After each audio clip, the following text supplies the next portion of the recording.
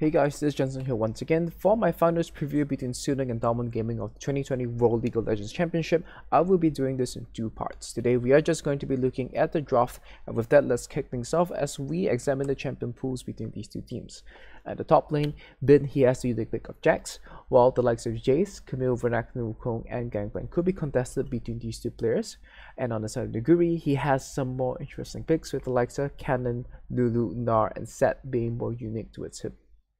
Now, counterpick top lane will definitely be defining this series, as we have highlighted in the past, where red side definitely has the advantage being able to pick for top lane on R5. And Nuguri will have the advantage in this department, where he has got more blind pick options and he has got transformative counterpicks as well for him to be selecting in last pick on red side.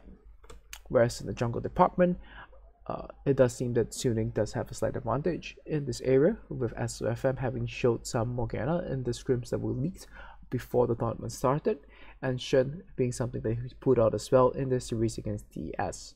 But most notably, being able to counterpick the likes of Jarvan and having access to his rather unique Kindlegem spamming Lee Sin builds.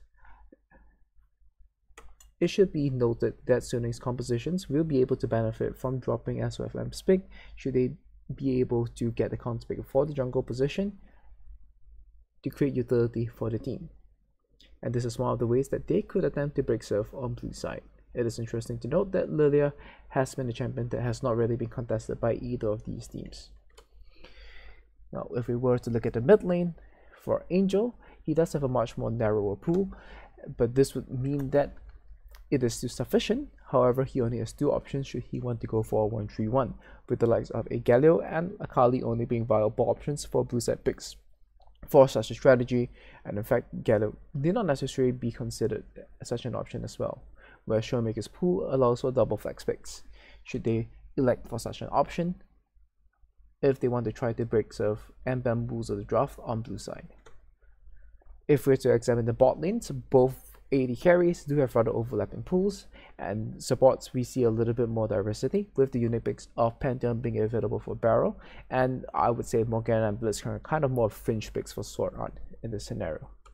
Now, Kalista and Caitlyn will definitely be a means of attack for Diamond Gaming, so Suning will have to be careful about blind picking Astro in this series, whereas Suning marginally would benefit from having support counterpick to be able to push out the bot lane early. However, I do not necessarily think that there will be a very high emphasis on counterpicking for support.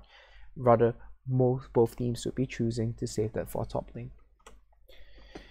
Now, let's take a look at the drafting trends from Diamond Gaming. So far, they have stuck to a rather rich structure, with them showing their mid jungle and AD carry within the first phase, and then picking support on top lane in the later stage, with the support being picked for utility against what the opponent's team composition has. The blind picks that they have had is Cannon, Ornn, and Lulu in the top side of the map, TF Syndra and Orianna in the mid lane, and the bottom lane I think is rather standard. But it is interesting to note that so far they've placed a rather high priority on blind picking Brace, which has been an option that Suning has been able to exploit thus far with the Jarvan response into it. Now on blue side, they have played both scaling team fighting and jungle centric Drake stacking strategies, where on the scaling team fighting compositions they have elected to play the likes of Cannon and Ornn as their blind pick to enable this strategy. Whereas for their jungle Drake stacking strategy, they have played both the Graves into Kindred and Kindred side of the matchup as well. Whereas on the red side, that one, they have not shown too much of a variance depending on which side that they play. It's simply the tools that they have, being able to counterpick for top lane or access the little flex pick, which is something that would be more beneficial to them on the red side, where they can keep it for the bamboozle all the way onto the last pick itself. And stacking for the jungle, being able to pick for the side lanes so that they can guarantee the push is something that they can do, where Damwon have preferred so far to counterpick for support should they elect for such a strategy. Whereas for Suning, they have a much more options shown so far within the drafting phase, with them alternating support and jungle, showing mid and AD mostly within the first phase, and in some scenarios dropping SOFM's jungle pick for later on. However, their blind picks that can be exploited are significantly more, with Ornn, Galio, and Astro in the top lane, mid lane, and AD carry position being potentially exploitable by Damwon's champion pool, and this is something that Suning will have to be careful about should they want to be blind picking these champions. Now, the blue side strat as to how they might break serve is to go for a scaling teamfight with the Jarvan in the jungle position by giving up the Graves and going for a gangplank at the top lane. Camille should be banned out throughout this entire series, and they could also opt for a Graves means of stacking Drakes on blue side, which is something that they found decent success with during the early stages of the tournament. However, I do not necessarily think that this would be a good way of approaching DWG on blue side, but they could try to approach this with a Zoe Jhin composition as well. And on the red side strat, they will counterpick for Bin and play for the top lane. So this is what a draft might look like. So should Suning try to break serve from blue side, I do think that this will come off the back of giving Graves to the opponent and being able to execute the likes of a Jarvan Galio or maybe a Jarvan Zoe into what DWG might be drafting. The Jarvan into Graves, I think, has to be Suning's ace up their sleeve, which they have shown already. And in this case, being able to blind pick a top laner, I think Bin has got enough options in this scenario. Should Gangplank not be available, the likes of Renekton, Jace, and Wukong should be champions that he can elect into as well. Whereas for the likes of DWG, I would have to say that their ability to break serve on blue side will be determined by what Nuguri has to show as his blind pick on the top side. Should Suning ban out the Cannon and the Ornn, we have to see what DWG do elect to play in the top lane position going into the finals itself.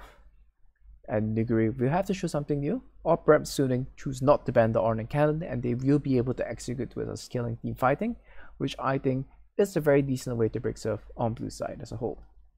As to how these two teams will be able to stack up once these compositions are locked in and how they play out the compositions accordingly on the map, now we'll be saving that for part 2. If you've enjoyed this type of tactical analysis or draft analysis for the matter for today's content, please do consider dropping this video a like and subscribing to my channel. As Worlds finishes, I will be winding down the amount of content that I will be doing, and I will still be I will be releasing videos on a weekly basis. But with that, this was the end of the part 1 of my finals preview. So far, I would have to say the drafting scenarios kind of favor DWG, but we have to look at how both of these teams set up in the early game and play the map before we make our final verdict. And with that, I hope you've had a nice day and get hyped for the finals.